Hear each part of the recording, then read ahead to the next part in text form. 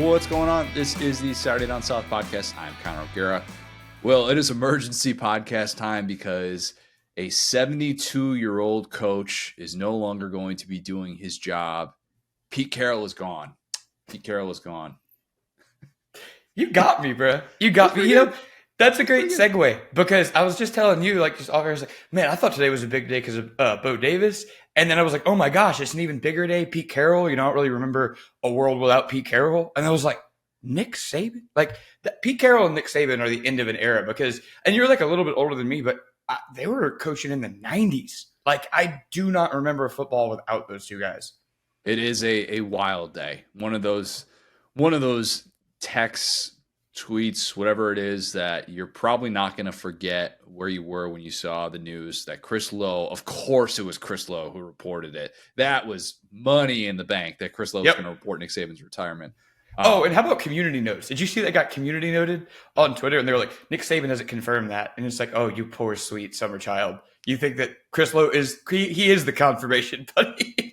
Look, Chris Lowe and Saban, those guys, like everybody always makes the reference that Saban and Rinaldi are really tight. When I was at the SEC championship, and this will segue into some Saban legacy talk. We got a lot to get to with this emergency pod that we're doing. All of the different layers that go into this. And so there's a lot of stuff that we'll talk about. But I was sitting behind Chris Lowe at the Alabama press conference at the SEC championship. And there was this, like, the way that it was set up to the right in the section right next to us was Miss Terry and Nick's family and stuff like that. And she had come over to Chris multiple times. And she had a certain energy about her where she was really savoring it. And I didn't want to look too far into it now. And I realize I'm just playing the results here, and I'm like replaying these things in my mind of like, what were the signs? Everybody's talking about like what he said with McAfee and how he was kind of, the tea leaves were there.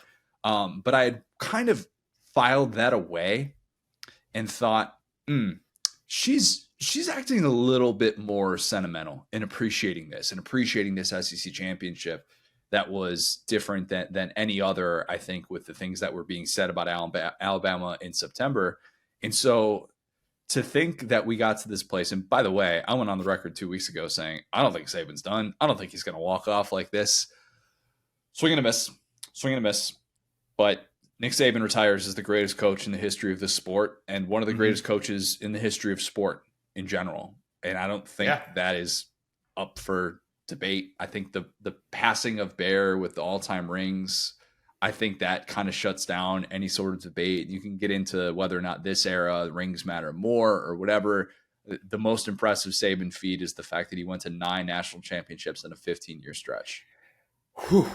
Yeah, and I mean, doing it at multiple places. I mean, so I always talk about leaders, they're builders and they're destroyers, right? They're people that come in and break everything and change it. Nick Saban is the best builder in college football history. He started with, and I mean, you could talk about some like one program guys like a Bobby Bowden. I'm not going to, Joe Pa, I'm not going to discredit those guys, but to go to different programs, Michigan State, LSU, Alabama, and take them, kind of from the dump to the heights. And obviously Michigan State didn't win a championship, but it was a stepping stone. And that they were happy to have him and everything that he did there. And I think he learned something along the way every time. He got better every time. But there's something to that, to being a multiple stop guy who made every spot better than he found it. Well, I think you could make the case that Saban built the SEC as we know it today. And there are a lot of people to credit for that.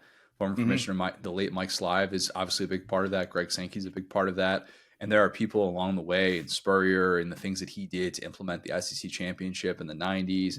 And obviously the legacy of Bear Bryant is second to none. But I think you look at what the SEC has become since Saban agreed to become the next head coach at Alabama and becoming the first $4 million coach in the history of this sport. And to think about the influence that he has had on everybody. And that has been the standard. And there are certain programs that felt that in such significant ways. And you could look at obviously Florida with Urban and the way that fizzled out. Les Miles, who had things rolling for a bit, and then all of a sudden Saban was this standard that he couldn't live up to. And for so many, it was this unattainable goal. Mm-hmm. And it was so difficult to get to that place. But I do think that so many other programs got better. Shoot for the moon, reach the stars, whatever that phrase is. So many in the SEC, I think, benefited from that. And obviously, the impact that he has had on Tuscaloosa, on Alabama as a whole, and I don't just say the university, I mean the state and everything. It's Yeah. so hard to quantify all of those different things. And as crazy as it sounds, the amount of people that have said, I want to go to Alabama because Nick Saban's there. And I'm not just talking about athletes, even. I'm talking about Yeah. students. I'm talking about fans who come into this country and want to see American college football and want to go to Tuscaloosa, Alabama to see the greatest coach in the history of this sport.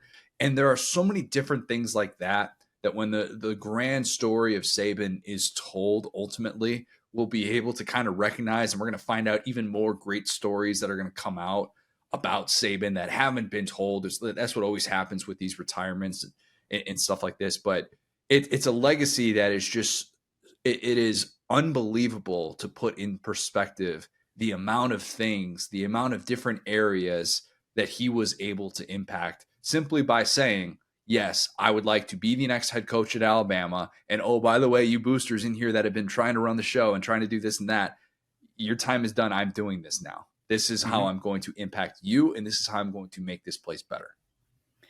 Yeah, 100%. And I obviously have a kind of unique perspective on Nick Saban because he's one of the guys that made me fall in love with football. And my dad is a Bama fan to this day. Obviously, don't have the best relationship with him, but growing up, it was a split Alabama LSU household. And I remember loving Nick Saban. That's why I chose LSU. And obviously, was on my mom's side too. There's a lot of that too.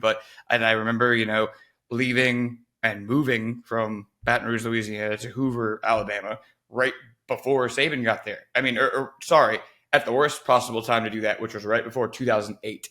Okay. I wasn't there for 07. I was there for 08. And the difference between showing up there with that team that wasn't great when all the critics were still, when I was laughing after year one, say, oh, we got Les Miles, we're on top of the world. And, Auburn, going for the thumb and having their foot on Alabama's neck. And then slowly each of those kind of kingdoms just fell, and it was breaking one thing, breaking another thing. But the vibe and the energy just changed over the course of my time in Alabama. Alabama fans became louder, prouder, more, and they had a right to. It wasn't like they were bandwagon or anything, but they didn't have that same level of pride for, the Shula years, for the things that came before. And like I said, my dad was a Bama fan. I remember those parts of Bama. So it really made, by the time I left, it was like, especially in that Birmingham area, it felt like it was about split when I got there. And by the time that Crimson started like taking over, because what could you say by the time I left in 2013? He'd done it all. There was a certain point that every fan, whether you had a rooting interest or not, where every fan just thought, well, Bama's inevitable this year and they're going to win a title. I mean, Mm-hmm. it is so difficult to get to that place where you feel helpless. You feel like there is nothing that your team can do to overcome this inevitable force. And Saban was that for so many years. And I think that even in deep, dark places that they don't want to talk about, there are certain fan bases the last few years that even as they're saying, oh, Dynasty's dead, they're going to fall off, they're going to do this, they still thought, oh, crap, I've got to get through Saban. Like Georgia fans, they know it. I mean, they know what that feeling is like all too well to see. And I think it would have been different if Kirby had beat Saban again. And then it's kind of like, all right, Kirby walks off with 2 consecutive wins against Saban. But to still think about what he did this late and to not have this, this massive fall off where all of a sudden the program had deteriorated. They kind of wanted to force him out. Exits are usually awkward. They're usually super uncomfortable. And it is so rare to be in this place where it felt like, yes, he didn't get to go out on top. He didn't get to have the confetti fall on him that one last time and walk off a national champ in the way that many forecasted. This wasn't some John Elway exit or something like that. This was different. But at the same time, he wins an SEC championship. He has this year that shows he's still pretty freaking good at this. And I was trying to think about all the ways that he reminded us that he's still very good, despite the fact that, as we've mentioned, this is the first time that Alabama has endured a 3-year stretch that it didn't win a national championship since he arrived. An absurd feat. A truly absurd feat, man. Wow, that dude's washed. I mean, 3 whole years. Sorry, that's and, just so crazy to say out loud. and here's the funny thing too. I think Georgia's going to be the team of the 2020s. We're going to get to the Georgia Kirby smart of this in a bit here. I think Georgia is going to be the team of the 2020s. Saban won 3 of the 4 SEC championships in the 2020s decade. I mean, that is absurd. Absurd when you have had the level of success that he did for as long as he did, to recruit at the level that he did. And, it's not just what did he do in college football. How is this guy going to be talked about as just a legend of sports? I was getting into it with our guy Van Lathan earlier about, because this was actually before, ironically enough, before the Saban announcement, and it was after the Pete Carroll announcement of who's considered the better coach, because Pete Carroll had the success at the NFL and the college level. And I pushed back on that just because I think that what Saban did at the college level is still just so insane. And even though Carroll was great with the Seahawks and did amazing things at USC, I still would say, like, who's going to have the better feet at the top of their resume? And for me, that is Saban, and having this prolonged run that Pete Carroll couldn't at USC, and so many others couldn't. Spurrier lasted 11 years at Florida, and Urban could only last a certain amount of years at Florida because of Saban, whether he admits it or not.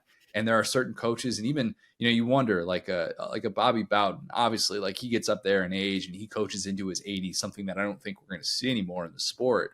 But you wonder how much someone like Bobby Bowden looked at what Saban was building at Alabama and thought to himself, like, game's changed. And I truly don't think that Saban ever looked at any one specific individual, maybe Kirby at one point, and thought, man, it's going to be tough for me to keep up with that, because he did. Yeah, and I think one thing you talk about the SEC championships in the 2020s. I mean, Georgia didn't win their SEC championship against Saban; they won it against Brian Kelly. And so, like, at the end of the day, like, I think it's been it's been, like I said, I always joked about Darth Saban on the podcast about I never want to acknowledge the fact that Nick Saban could ever leave, because I have been subconsciously hoping for it since I was 14. Well, we said how many times have we said in these airwaves, Saban's not going to retire until the robots get here. Right. Are we the robots here? Have they arrived? Is that the breaking news? Are we have an emergency pod for that? Look out your window right now. Maybe. I don't know. Yeah, it's like War of the Worlds. No, but I mean, you're right. And I think that so often for these legends, the final image is one of the game has passed this guy by, and we kind of had a little glimpse of that last year. But I think that this is such a perfect time for Saban to walk away from the game, because this is a team that, under any other head coach, maybe in college football history, is not a 1-loss regular season team. This is a team that has 3, 4, 5 losses, but in the moments where it came down to those split-second decisions, the adjustments, this is a guy who had a young offensive coordinator, and he was able to push this team over the finish line so many times, and then to kind of bow out against Jim Harbaugh, win the SEC championship against Georgia.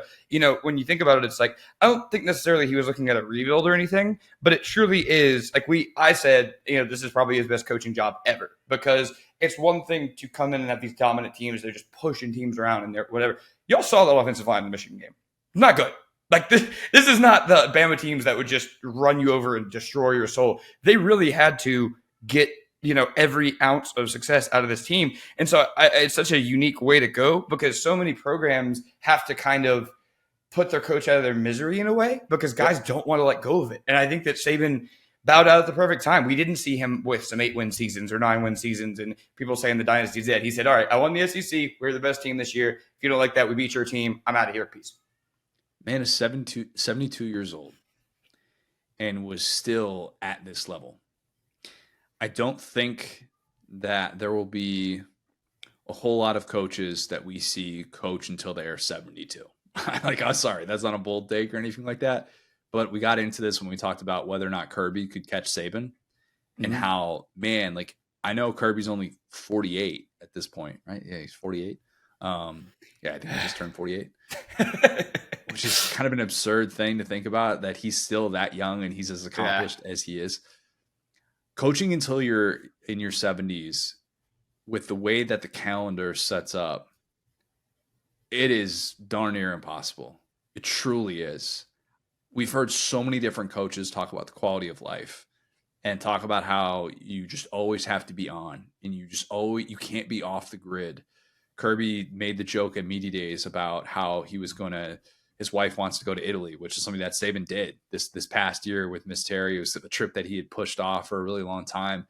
And Kirby's like, yeah, my wife wants to go to the Amalfi Coast. And instead we ended up going to Mississippi, and I was a travel baseball dad for 5 days. Like, that's Kirby getting away. Like Similar, the Amalfi Coast in Mississippi, but he would say. Then he would say, do the side by side. I am sure you can convince someone that one is the other, definitely. But it's just so different. It's so different. I always go back to the fact that, Bear Bryant used to spend 6 to 8 weeks with John McKay golfing on the West Coast during the off season. Can you picture anybody doing that for more than 6 to 8 days? Even you'd be like, yeah, buddy, a week away? You're gonna spend a week? What are we doing here? So, and the crazy thing too, exactly what you just say is so accurate that, all the NFL guys think they're just so much better and smarter and more advanced than college guys. Being a coach at the college level is like right there up with like president of the United States. Because there's always someone saying something about you, and you always mentally think that what you're doing, you could be doing a little bit more. With the NFL, you get to the offseason, what are you going to do? Read playbooks? You're not in charge of your roster. Yeah, you could talk to your coaches and scheme some stuff up, but you can't bother grown men at their houses like, hey, you're running? What are you doing? They're going to show up and they're going to do it or not. There's not really much you could do at that point. And all the guys that talk about the preparation, all that, it's not even close to the calendar that someone like Kirby or Saban keeps. And you've heard Kirby and Saban make jokes about that. I mean, Feinbaum told that story on SportsCenter tonight where he was talking about that he won a championship, and Feinbaum asked him, how it felt. And he's like, well, I missed a week of recruiting. And it's such a trite, like, of course he said that. But for him, it kind of makes sense. Well, I would love to know when the moment was that he officially knew, because I get and I don't have any inside information on this. I get the feeling that his family has known. I don't know that he has let that leave that circle, or if he even said definitively 100% 2023 is my last season.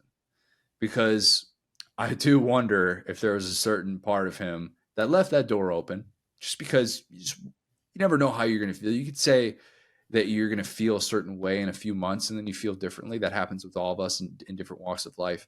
But I wonder if he hit that point where it was something. It was a specific task, and he looked at it and thought, man, I've got to do this, and this is just the beginning of this 8-month off season that isn't really off, because it's all about what you're doing to build for this next year and the work that goes in to be able to do that. I do wonder if there was that moment, and I don't want to call it an epiphany or anything like that, but just that realization of, I don't have to do this anymore. I don't have to do this. I have a resume that will stand the test of time. It's going to be a really, really, really long time, maybe never, before I'm off of that Mount Rushmore of greatest college football coaches of all time. Yeah. I've just bought this $17.5 million home in Jupiter, Florida, right next to Tiger Woods and Ricky Fowler. Maybe I go chill there for a little bit. Maybe I enjoy my time as a grandparent. Maybe I go enjoy my time with Miss Terry. Maybe we go see the world. Maybe he ends up doing College Game Day. I don't know. But doing those things, as opposed to doing whatever was sitting in front of him on his desk that day, maybe. Again, I'm speculating wildly here that it was one specific thing that made him realize that it was time to hang it up, and that the passion just wasn't necessarily there for it. But I applaud. Yeah, go ahead. No, go ahead. Let me ask you a question. What do you think that conversation between him and Kevin Steele was like? Yeah, go figure the timing of that. I think Kevin Steele knew before Saban that it was his last run. That'd be my guess. It's like, Kevin Steele was kind of away from the big time. Well, I guess he was at Miami. That is considered technically a big time program. Technically.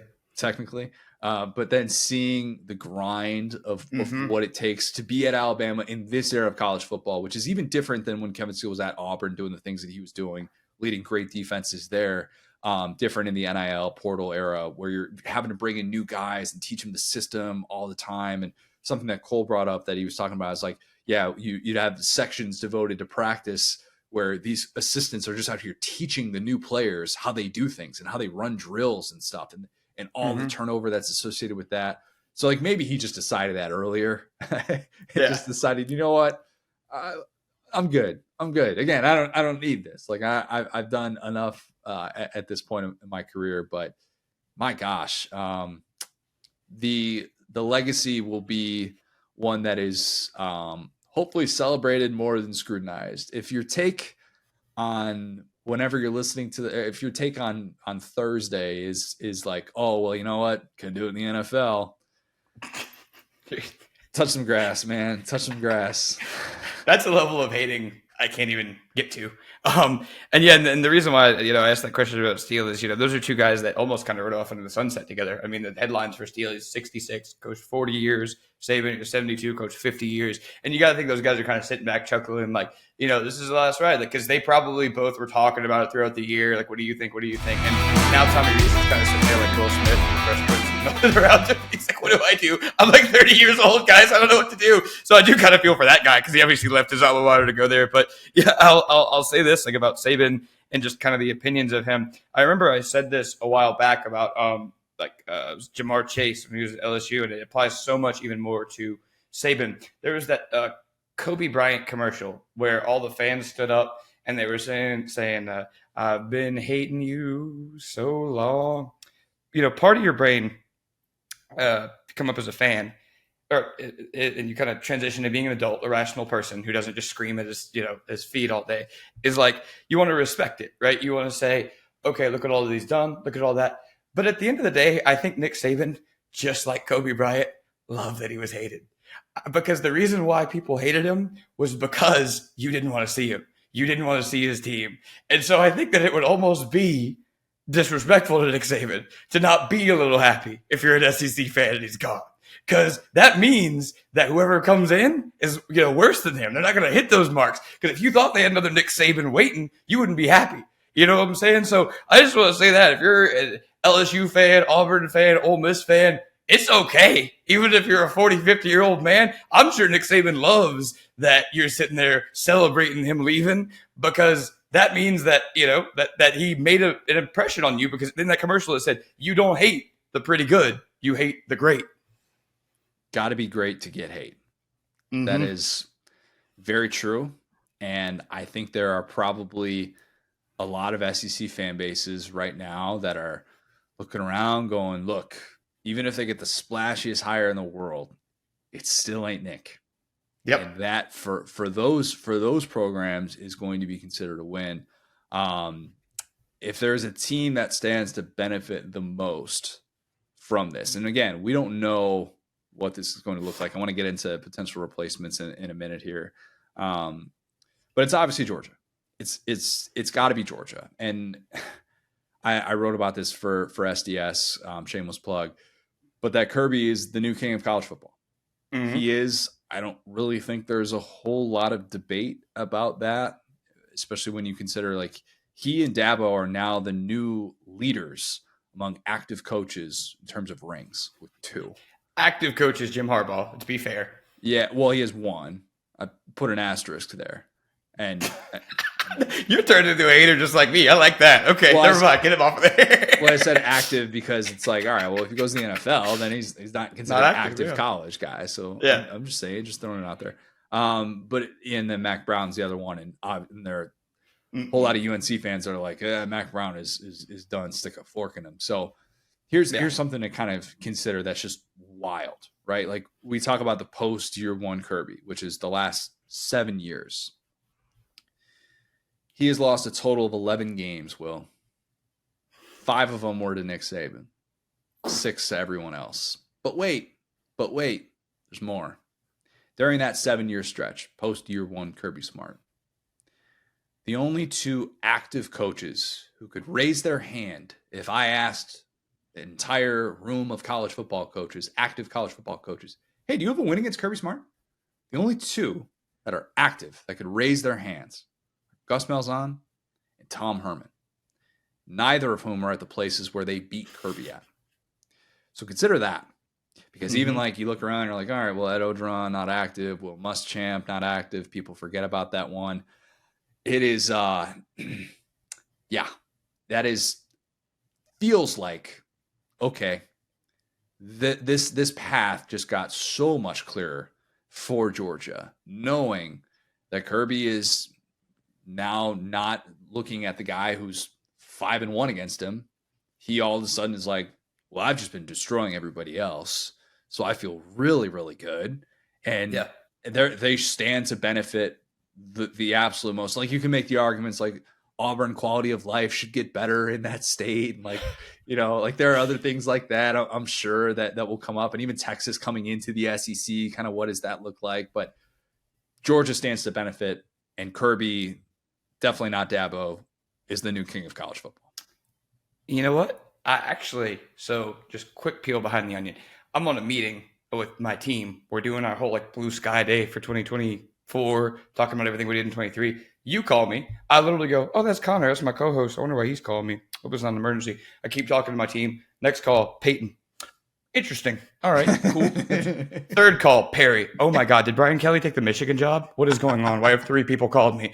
And one of my guys is from Auburn. I always talk about him. He looks at his phone. He goes, oh my God, Nick Saban retired. I had just said I need to be less emotional as a boss. I'm like, let's go. Me and him. So, but point being, I'll say this. I talked to Perry, before I came on here, and I actually do think there's a different answer to that. I think the answer is Lane Kiffin, because at the end of the day, Kirby Smart has won 2 national titles with Nick Saban in college football. Lane Kiffin is not. Lane Kiffin has never beat Nick Saban. So if you're going to talk about a boulder in someone's way, that was a boulder in his way. Counterpoint. Okay. Kirby still owns Lane. Oh, true. But now there's just 1 and not 2. True. Okay. Yeah, that's fair. That's definitely fair. Should we talk potential replacements? Because Lane is part of that, obviously. It's part of that. Let me say one more thing. Think about the amount of former Saban assistants who have gotten, or not even just assistants, just people that have gotten their 1 in the last couple of years, right?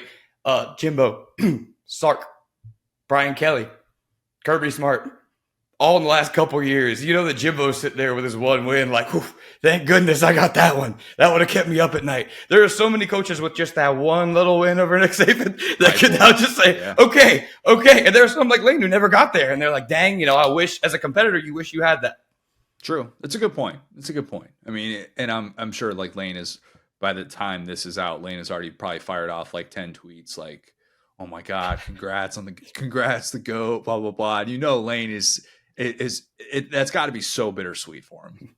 OleMiss.com/transfer portal. Probably what he's tweeting out right now.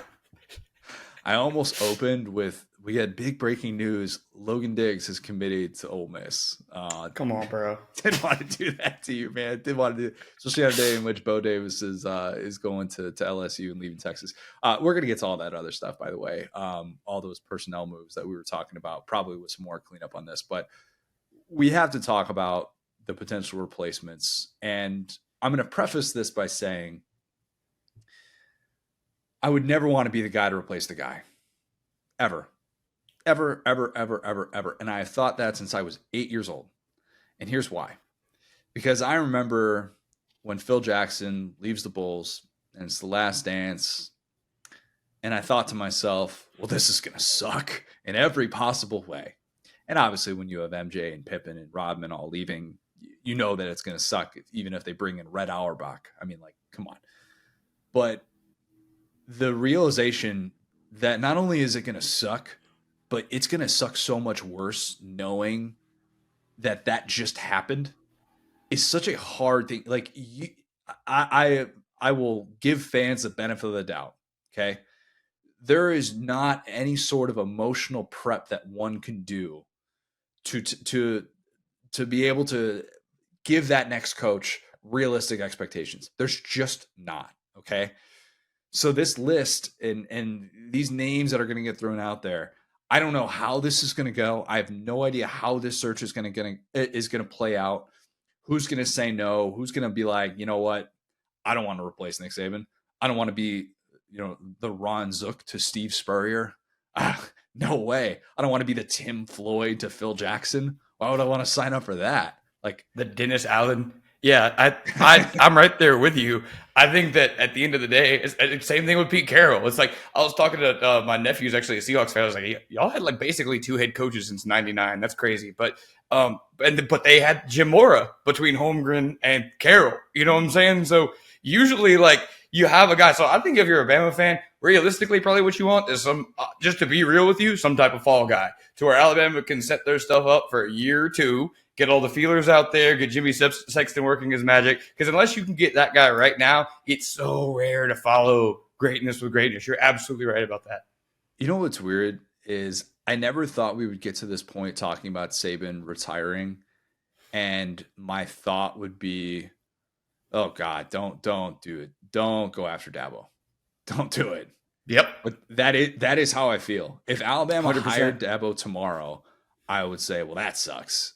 And I mean that sucks for Alabama fans because you have just watched the greatest coach of all time, someone that adapted to different eras of this sport where offenses changed, the money changed, the transfer portal changed, so many different elements that Saban adapted to.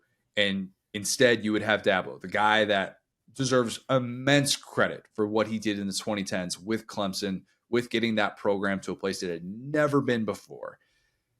And then everything that has happened since.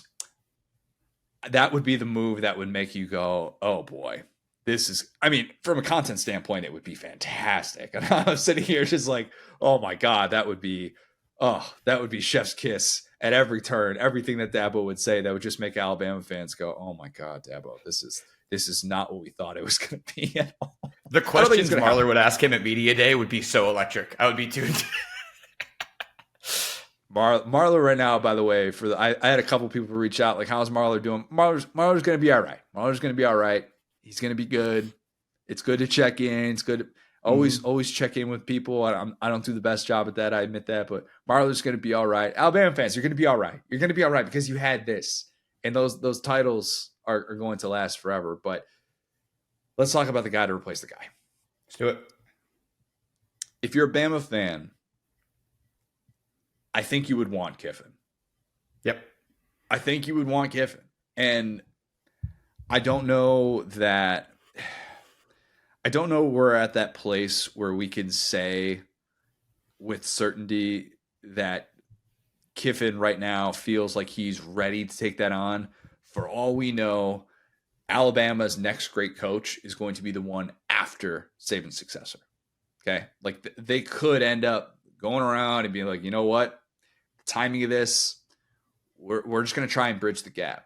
We're going to try and bridge the gap, and we're going to try and not do something that's going to seriously, set our program back.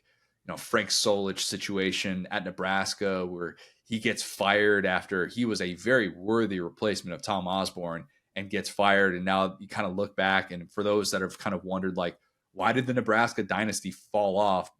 In part because people realize that lifting weights won't stunt your growth and you should actually do that. And we got a little bit more serious about steroids. That's also part of it. But also the fact that, like, when someone comes in and does that well, and you can go back and look at the numbers with Frank Solich, you keep that guy. You keep that guy. He's not the Runzook. He is not that guy.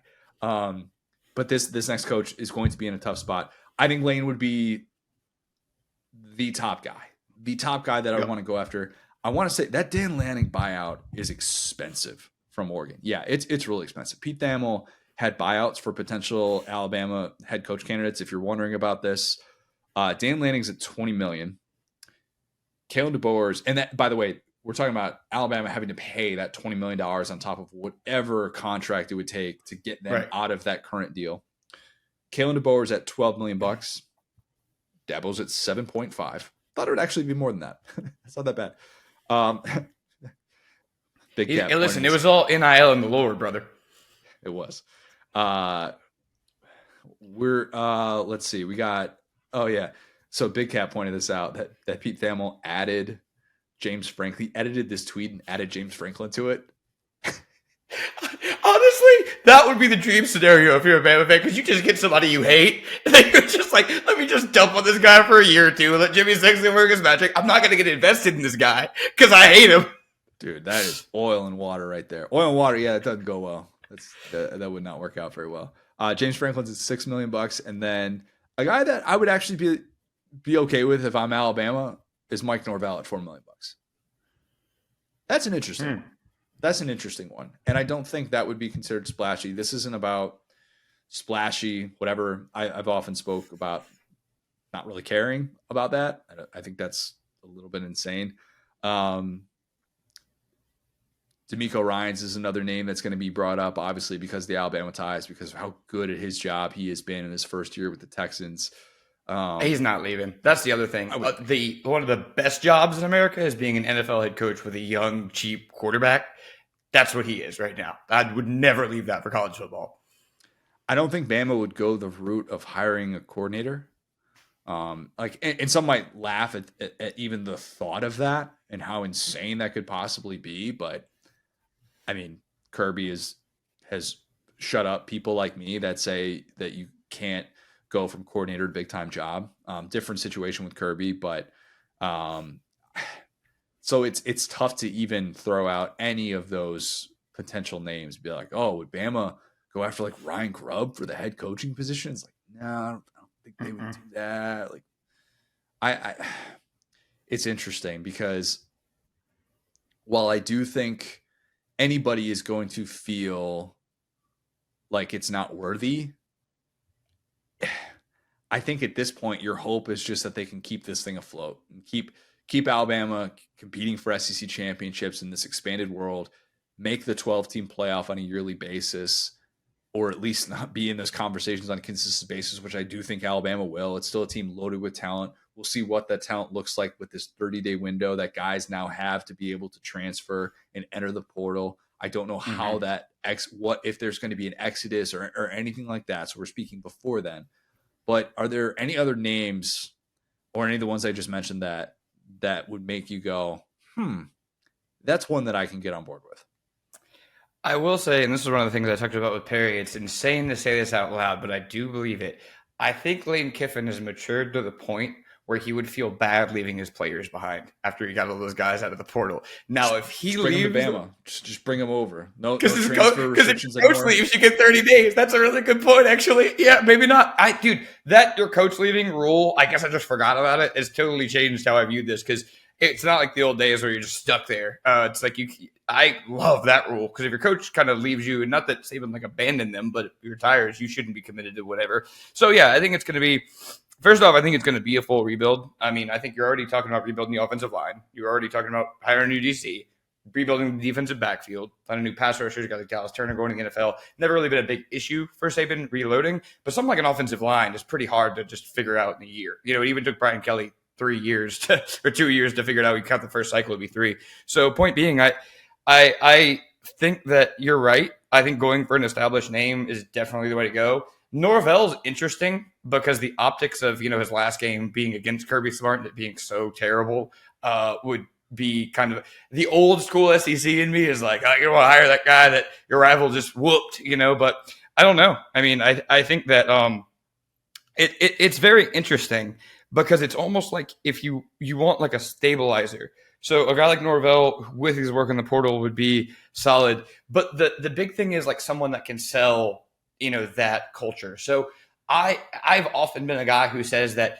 there are certain situations, like if you are Jim Harbaugh or Kirby Smart, that being from that place is a really big deal. Most of the time, though, not really. I mean, Nick Saban's from West Virginia. Talk about Brian Kelly not being from the South. So Now that being said, I think a guy like DeBoer is a little bit off the board just because, you have to be able to keep recruiting at that level. And I think he'd be a great hire. Like I so? love me some Kalen DeBoer, but I don't know that they will go in that direction. Yeah, and I think, and like I was saying this, Barry, I feel like I'm so pro Washington and I've been kind of mean to them lately. And I like DeBoer for where he's at. I think that's the thing, that you would have to spend so much to build a recruiting infrastructure about Kalen DeBoer because the culture, the speed of the SEC is just a little bit different. I hate to be that guy because, but really when you've been out West and you can beat people with scheme and then it's like, no, you can be Dan Mullen and have this amazing scheme, but if you're getting 3 and 4-star guys, you're just going to get blown off the ball. I think that adjustment's just a little bit too much. But I said the exact same thing about Dabo, man. That in 2018-19, I was living in fear that Dabo would replace Nick Saban. I was like, oh my gosh, not more of this.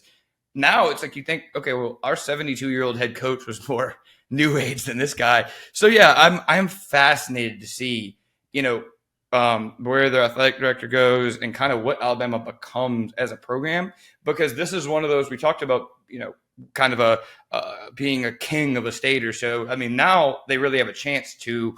The University of Alabama is going to be in front, not Alabama's head coach. You see what I'm saying?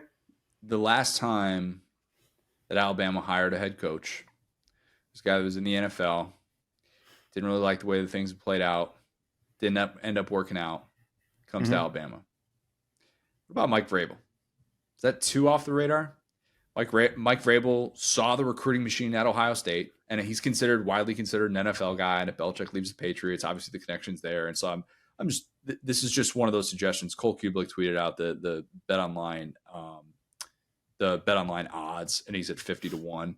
But just one of those where it's like the connection to Belichick that Saban has, and like, is there a world in which Belichick would be like, dude, if you don't hire that guy, you're out of your mind. Like, Vrabel could absolutely recruit in this day and age, and has done so, like did so at Ohio State. I love that. I love that. That's serious because he's such a younger guy. He came up through Ohio State, exactly what you said, kind of like a defensive Brian Hartline in a way. Like, It's like, hey, I live this dream. You can live it too. I actually really like that. I mean, I'm sure they don't look at Ryan Day, right? I don't think so. Ryan Day is learning what it's like to be the guy after the guy. I mean, Urban, like everybody looks at Ohio State and just thinks 21st century success and forget kind of what it was in the post Jim Tressel era and that year that they had with Luke Fickell. And it was kind of like, oh man, like, is Ohio State going to kind of fall off the map? And then Urban comes in there that year where they had the bowl ban, that year one, they go undefeated, and Urban kind of built things back up. And obviously, like, Urban fell off at the end because that's just what Urban does. But he's a destroyer. He's not a builder. Yeah. But like, I mean, I do think Urban, I think Urban has a case to be made as a builder, but based on the fact that he did it Florida, did it Ohio State. And by the way, Urban's not getting this job. Urban's not getting this job. No. I'll go on record. Saban would be calling the athletic office, not, are you kidding me after all I've done for you? No, I don't think Deion's getting this job. I know that's going to be talked about. That is a suggestion. Is just unserious. Anyone who thinks that, you're ridiculous. I don't think Alabama's brass is signing up for that. I don't think they're in that type of position. And then the one other name that I think you would look at and go, well, you have to at least take that into consideration, right? You have to think about what this would be moving forward, and it would be all about how this person feels about Alabama. Is Sark. I mean, Sark, the job that he did as Alabama's OC, a move that I criticized after it didn't work out with the Falcons, and he was public enemy number one, wasting the weapons there. And then he comes in Alabama, he's like, I am still really good at this. And he has shown us. And we've seen just how good he was since he left, because even with Bill O'Brien, there was a big fall off to me, What Sark has done in the last 5 years has shown me this guy is still so unbelievably good and should be highly coveted in this sport. That would be another one where I'd be like, yep, that's a great move. But why leave Texas? Why leave Texas when you have it all lined up right there? Why do you need to go and try and replace Saban and try and live up to the Saban standard when you just did the thing that hasn't been done since 2009? Like, you're not bored yet, I wouldn't think. But again, I don't know how Sark feels specifically about Alabama, feels about the role that Alabama played in rebuilding his career.